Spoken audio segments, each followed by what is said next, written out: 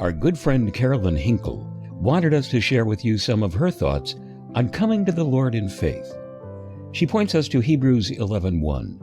Now faith is the substance of things hoped for, the evidence of things not seen.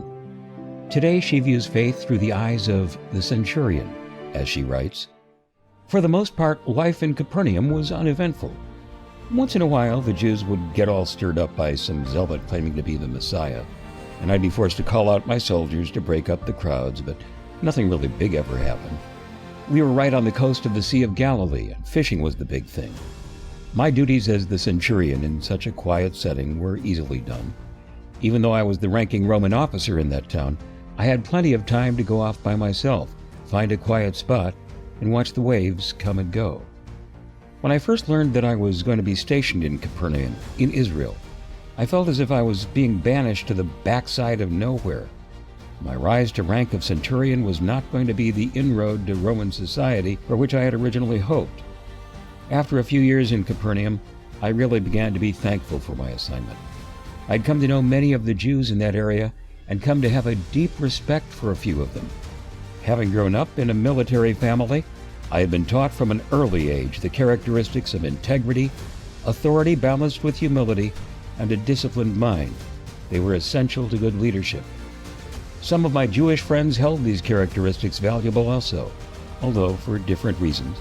And I loved to debate with them the cultural differences between being a good Roman soldier and being a man of God.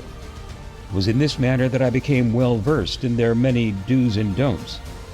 My friends began telling me about a man called Jesus from Nazareth, who had been visiting Capernaum. Some called him a teacher and were amazed at the things he had been saying. Some of the men in our town had even given up their jobs, homes, and families just to follow him around and listen to his teachings. I thought all of this was just cerebral exercise, till I heard that Simon, later called Peter, was one of these men, and no one would ever accuse Simon of being cerebral. Intrigued by what I was hearing, I asked my friends to keep me informed of all they learned. The more I heard about this man and what he was saying, the more I was convinced this was no ordinary man, no flash-in-the-pan zealot. This man had a depth of character that I had never seen before. His words rang true. His actions followed. He did what he said he would do.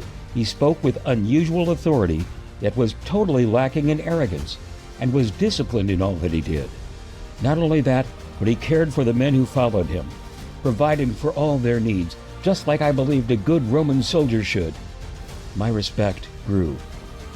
It happened that one of my loyal servants was struck with the palsy, and in much pain, about the same time that Jesus was paying another visit to Capernaum. I knew that if I told Jesus my servant was ill, he would immediately understand the situation, and he did, offering right then and there to go to my servant and heal him. My esteem rose to record heights, and I was truly humbled. There was no way my home was worthy to receive one with such greatness of character. Since he had no way to know who I was, I let him know that I not only understood authority, but also recognized his authority, and suggested to him that he just say the word, and my servant would be healed. I was a little embarrassed when Jesus began to compliment me on my faith. To me, it wasn't faith, it was just good sense, based on this man's revealed character.